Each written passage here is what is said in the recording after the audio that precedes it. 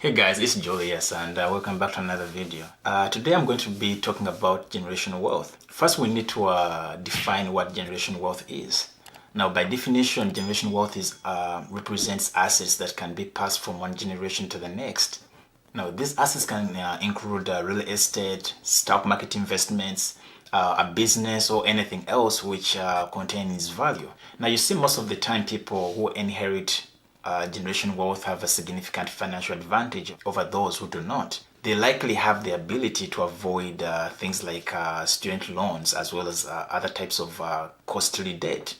Instead, their inheritance could go towards income generating investments, assets which appreciate in value, or even towards purchasing their first home rather than trying to play catch up to pay off this debt. The challenge is maintaining the wealth across several generations. Did you know that approximately 70% of families lose their capital in the second generation, while 90% lose it in the third? Not great odds for building sustainable wealth over several generations. So in today's video, I'm going to talk about some strategies to build generational wealth as well as to ensure that you keep it coming up.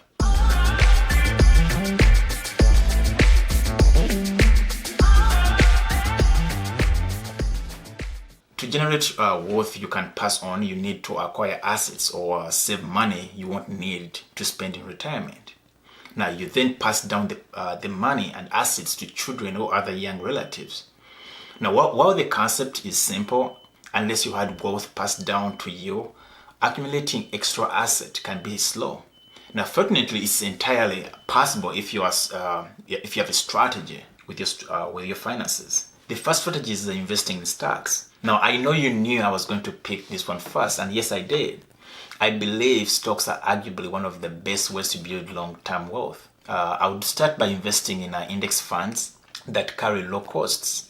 An index fund is a type of mutual fund or exchange-traded fund meant to match the component of a market index. Now, the advantages of investing in index funds comes with the instant diversification and not carrying the responsibility for picking out individual stocks on your own. You can make money from stocks through capital appreciation and income from dividends. Now, however, in terms of generational wealth, your initial goal focuses on capital appreciation as you set aside more money and your investments grow in value. My second strategy is going to be investing in real estate.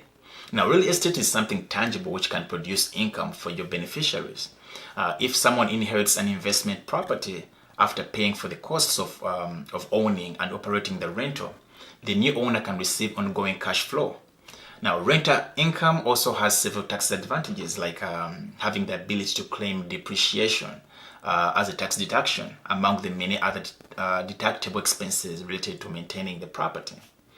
Now, while prices do fluctuate, homes have constantly increased in value over long periods of time.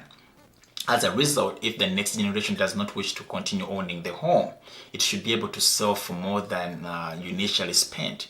Now, you see, wealth comes not just from making money, but from saving it as well.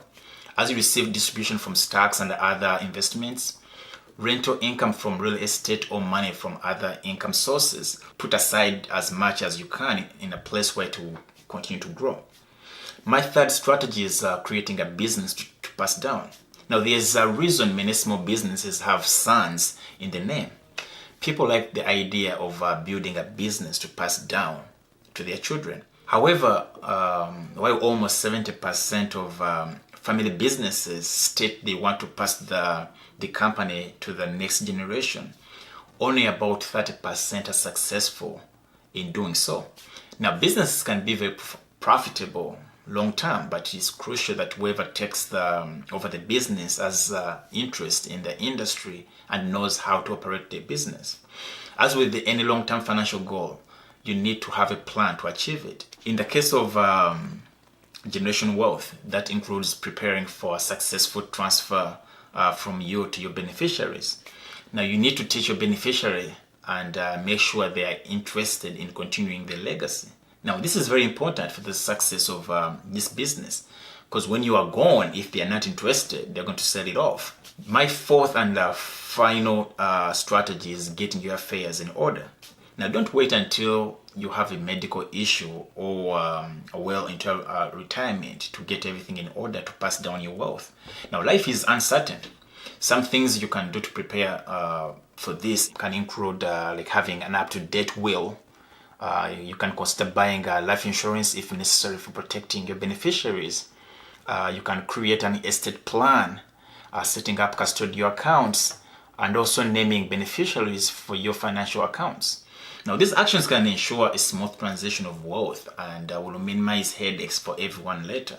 But perhaps just as important as transferring wealth is passing on information on how to handle money. About half of all inherited money is spent or lost investing poorly. In other words, giving money isn't enough. You need to ensure they have financial literacy.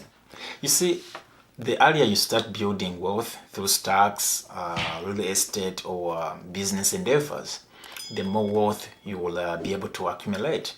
Now, your family's generational wealth can begin with you. I hope you like the content in this video. Don't forget to hit the like button and consider subscribing to join the journey. See you in my next video.